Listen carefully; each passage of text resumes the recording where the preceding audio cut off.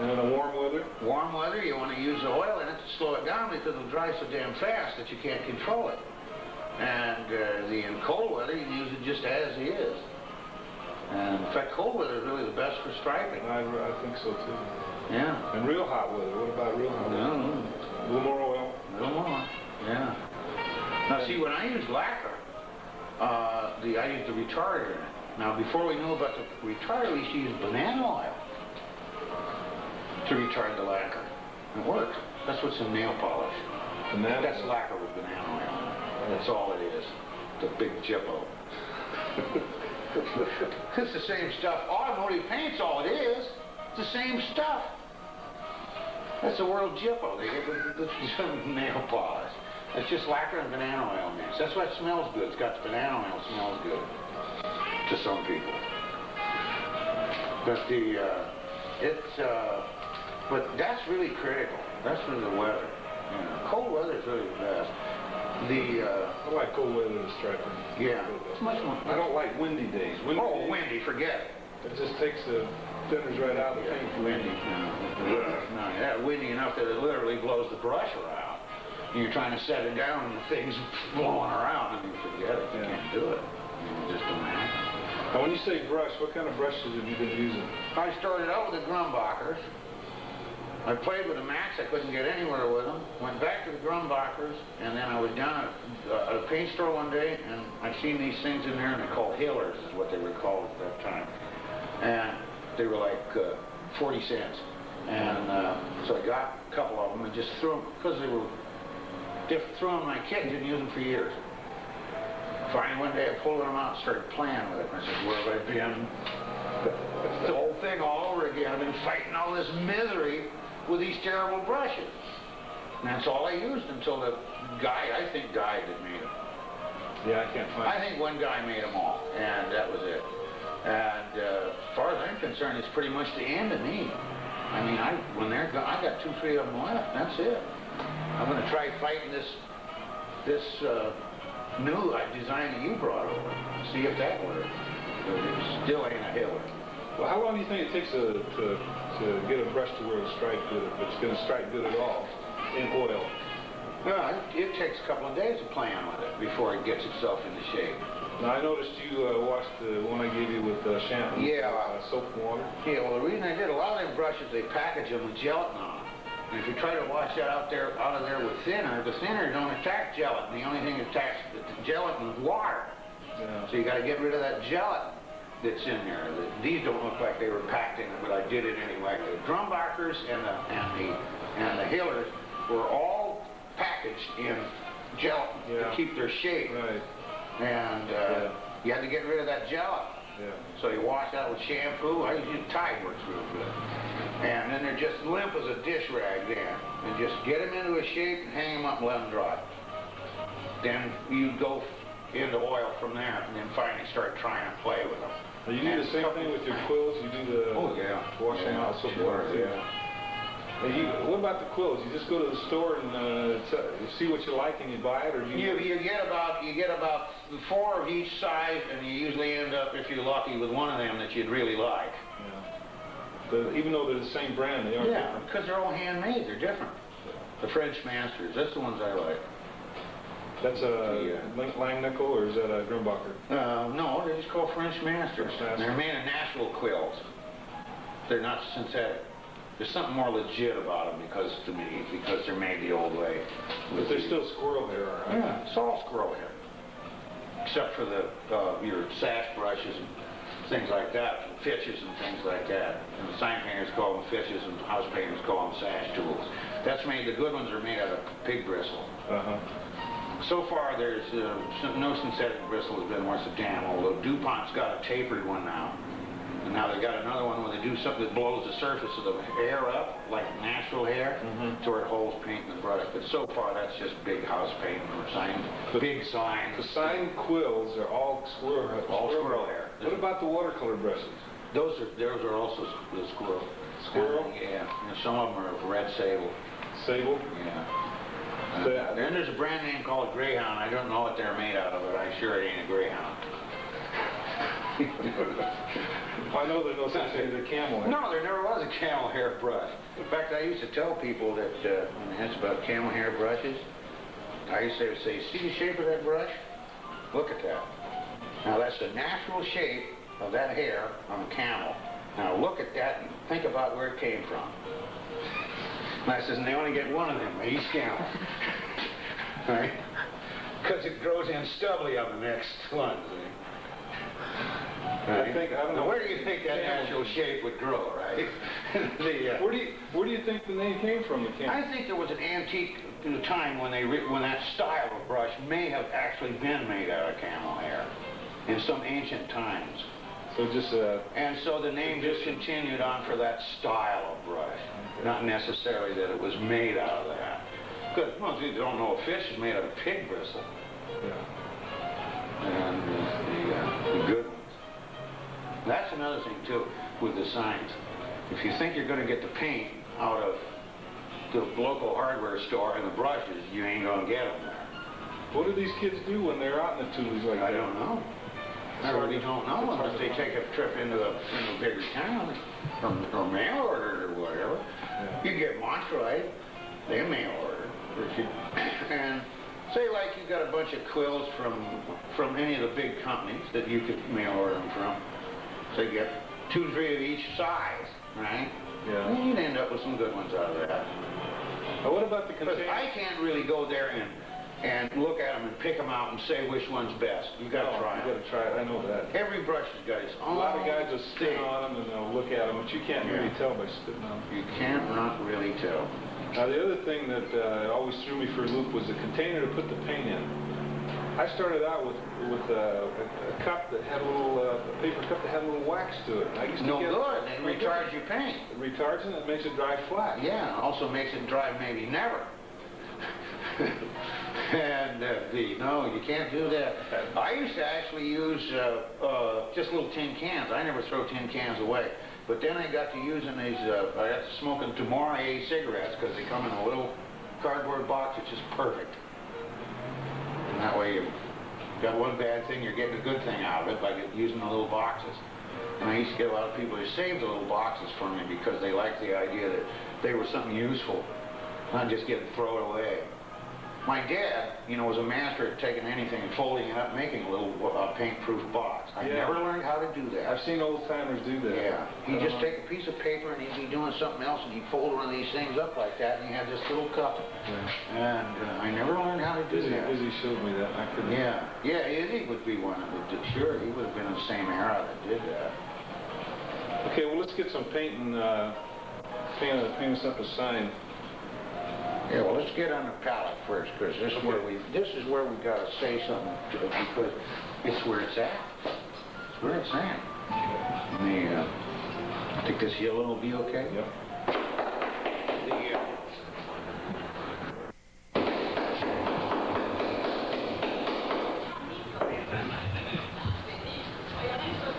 Yeah, that's bulletin. That's bulletin.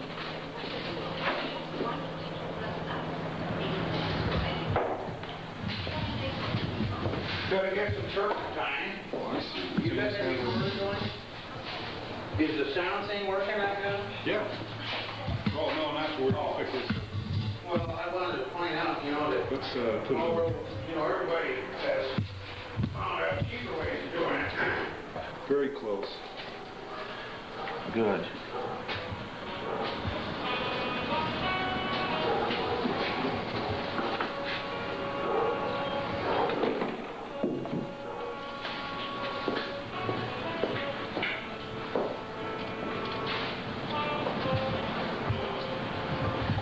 Look at this one.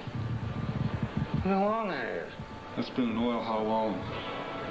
Well, this is, you know, this is a club to me right yet, but I mean, for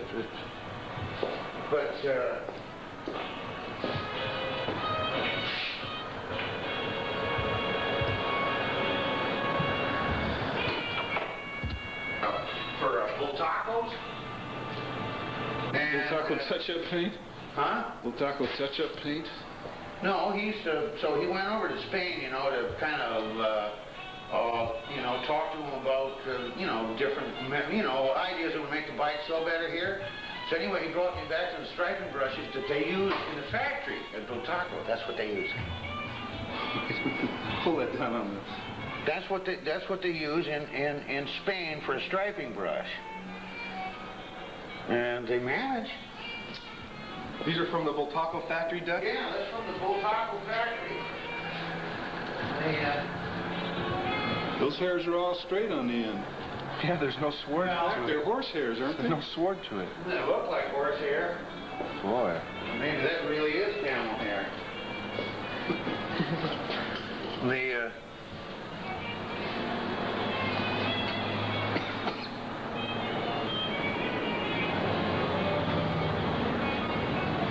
Now, this is a hiller in there going.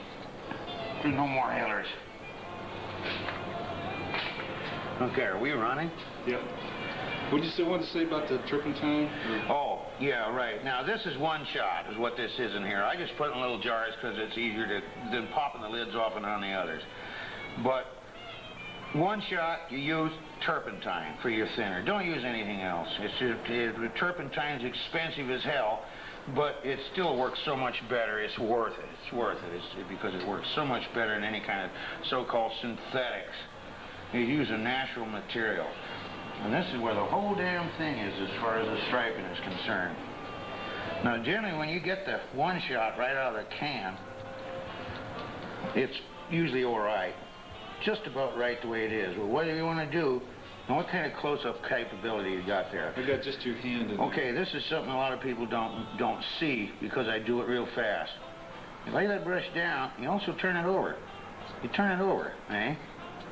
If I do it fast, people don't notice I'm turning it over. You still both sides of the brush. Now you have to work this little gob of paint up. Now, like this is from a new can here. So this is, and it's cold weather right now, so this is pretty fluid. So what you do is you palette it until you start feeling a drag in here. You have to feel a little resistance in this paint. So it starts having a drag. And that's the whole principle of the striping brush. This is why it's so long and wobbly, is because it works like a rudder. So that, but you gotta have the drag or it won't work like a rudder. So this is still not tacking up because it's so cold today. But you keep paleting until you feel this drag in the paint. You feel a certain amount of drag there, then you're ready. Then you want to go directly onto your line that you maybe want to make or something, see?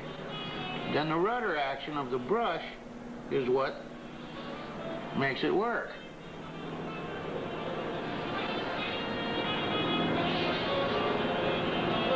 See, there's a scratch right there. See, that's one of these circular grinder marks. See, now there's one over here, but there ain't a grinder mark. See, so you make another one. Now that grinder mark is gone. So then maybe you got one over here. See, so you do this, and do this. Well, now we're rid of that grinder mark. So that's where all that stuff happened from. But this is where it all is, right here. And there's no way that we can transmit this other than that you feel this little drag to it. And right now, how many? See, it's cold right now, so it's a perfect time for striping because you can get the paint right. See, by now, but you're on the palette just as much as you're on the design. I'm on the palette more. I'm on it all the time, constantly. Now I know a guy that palettes on his finger. And he walks around a car and does that. He keeps a gob on the end of his finger like that, and he palettes on the end of his finger. Is the guy's initials BDR? Huh? No, the guy's initial BDR? No, it's a guy by the name of Tweety. Oh. And where I usually drag my palette around with me. Well, see this, all that. Now we got some more, see, so that maybe you want to try to make the stuff, at least I always did, I want to try to put it all to straight line. This is the easiest thing to do because we're looking directly down on it. Yeah, this is the easiest place to get control. Now, if you want to make a curve, now watch, see if you can spot the handle there. So you start there with that handle down there, now we're going to make a curve. Now what you do, you rotate the brush. Now watch the handle on the brush as it's rotating. Yeah, see? And by the time I got around here, That's was wound completely around. Yeah. And some people can make right corners better than left corners. And just kind of depends. See, watch that handle now. Now, the way this works is the tighter the curve, the more you wind it up. Then you got to come down and touch off the little, make the points nice and sharp. This paper is not the best thing to stripe on, but it works out pretty nice for this. Now that's a hiller? This is a hiller. There are no more hillers. We're all over. Why Mac can't copy that brush, I don't know. Because that's it. That's it. I'm dead. These are gone, and so it's all over. I can't fight the new brushes. I've tried it. I cannot work with them. They're just clubs. Maybe we'll have to send Mac a brush and see if they can imitate it. Even if they just imitate the hair. Of course, the handle on theirs is all cockeyed. It don't even come out the middle of the brush. Yeah.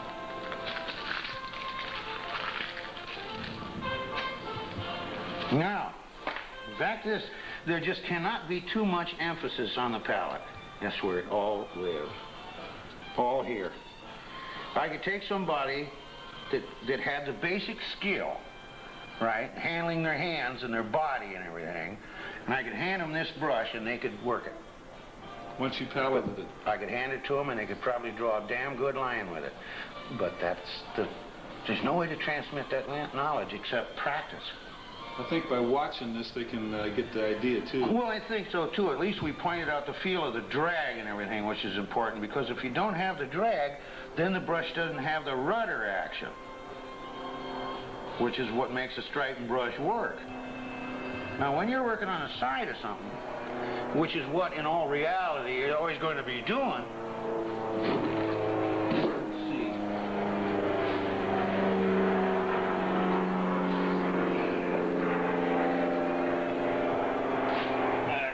demonstrate that good. We got to have something else to demonstrate. Something over here. Look at that paper on the can there. Well, there's so much busy going on there.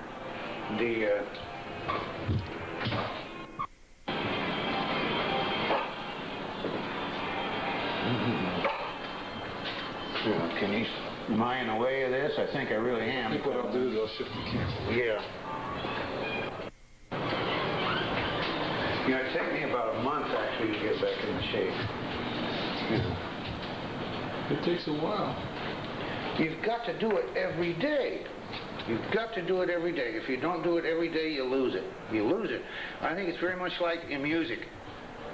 A musician has to rehearse every day. If he misses a day, you got to pick it up somehow. And I don't think you do.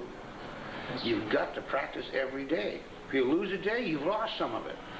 When I used to do a lot of cars, the third car would be the best car. I used to do 3 cars a day. The third car would be the best.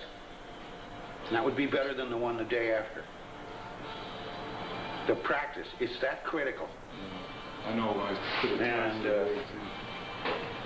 and also you got to be your own worst critic.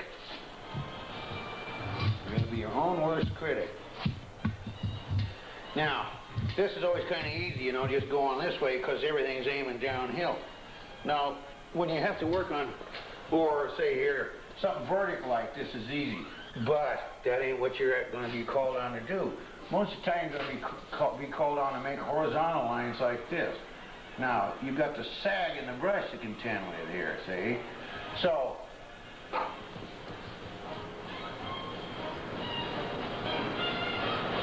the downhill is easy. And the curves, I always like to start and go uphill, because the gravity seems to keep the brush in better order doing that. Keeps it working. But most of the time, what you're going to be called on to do, as far as striping a car is concerned, you're not going to be able to get that car in a convenient position. So you're going to have to be able to also get your body in all sorts of crazy shapes. Now, I figure that what helps a lot of times, I didn't used to do this, but is to lay a piece of tape down and then use your your eye on the edge of the tape. But see, mostly what you're going to do is you're going to be making lines this way. Now there's a sag in the brush. It means you got to get your hand under that sag, see? So the brush you can see is actually aiming uphill. But the rudder action of the brush, which is the reason they're built the way they are, see, it'll straighten itself out.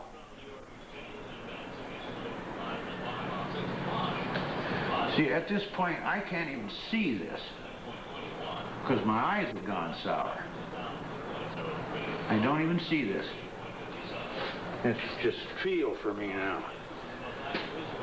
But you're not going to be able to get something on a car in an easy way. You're going to have to put your body in the easy ways.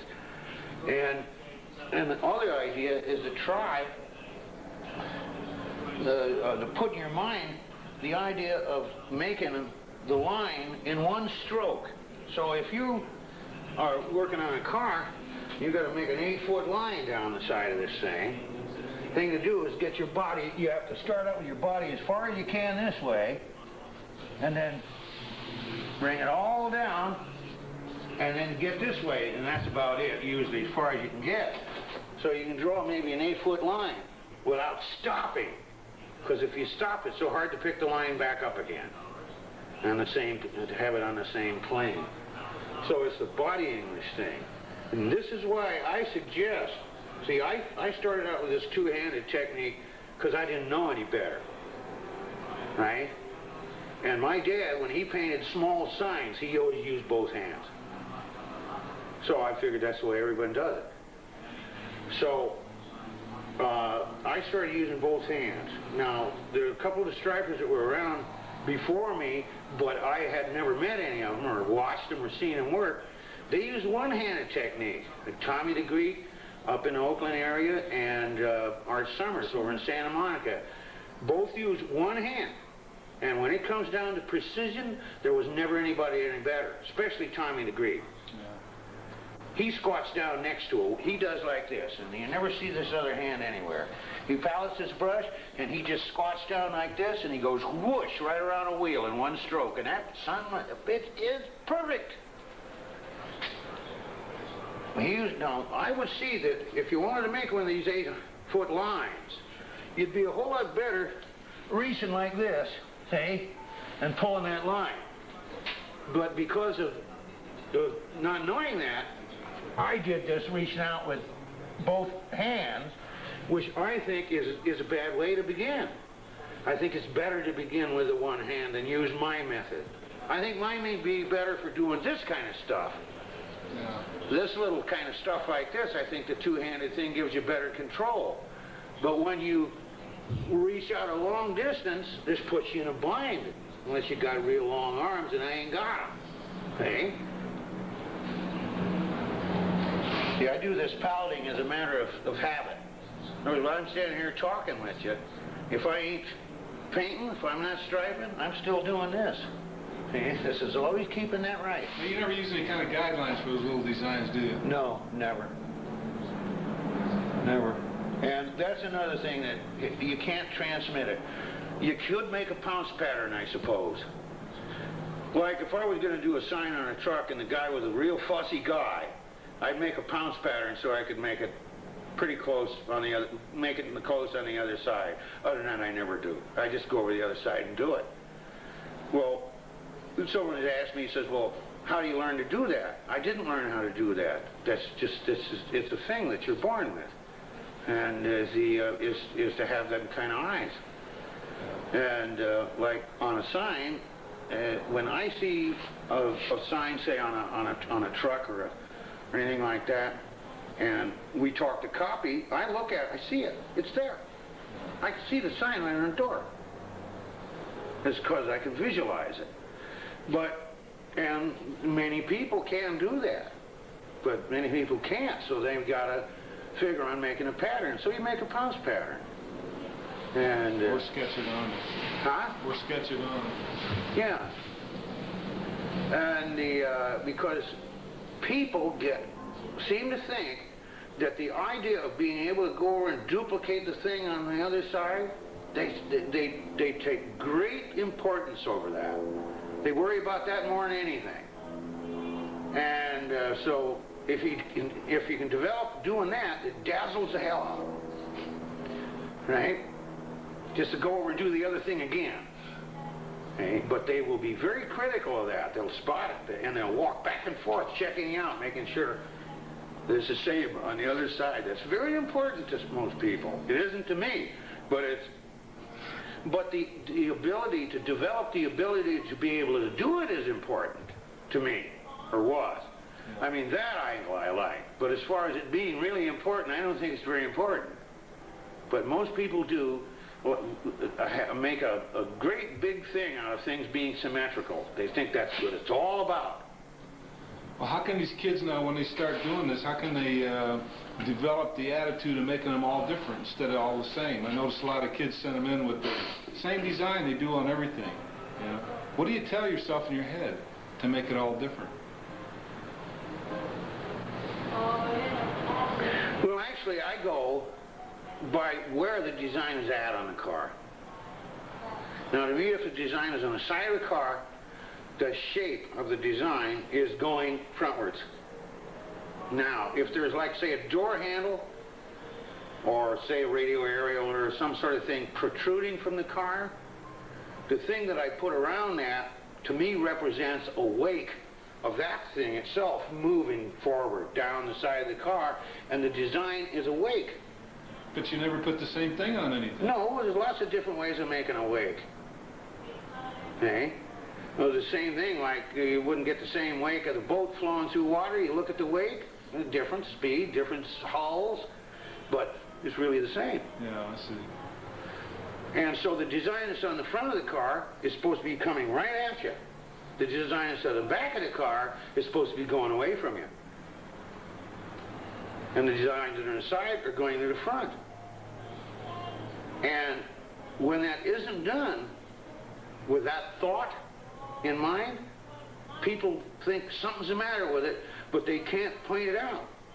Something's wrong. What is it? Yeah. That's what's wrong. This design's going the wrong way. It's like an arrow that somebody put in the bow backwards. Right? There's something the matter. You know that the arrowhead is on the front, right? It ain't somewhere else on an arrow, right? It's the same idea. And also that a car is a machine. So since it's a machine, the design stuff wants to be like a machine, or like a machine made it. Okay, what about the non-mechanical people who are getting into this, like the girls and the kids that have no appreciation for a hot rod? They haven't had a chance to grow up around it. Well, you just have to develop to what you say, right? Yeah. Develop to that. Yeah. Think about that motion all the time, and the fact that on a car, everything's going to the front, same like a motorcycle. And never make it the same. No, you don't need, but it has to have the weight. The weight of the design always has to be correct. It's always the arrowhead. The form of motion. Like, you don't see a tree except for there's a freak tree in Africa that grows upside down. You never see a tree grow up and get bigger on the top. It's because they don't work right that way.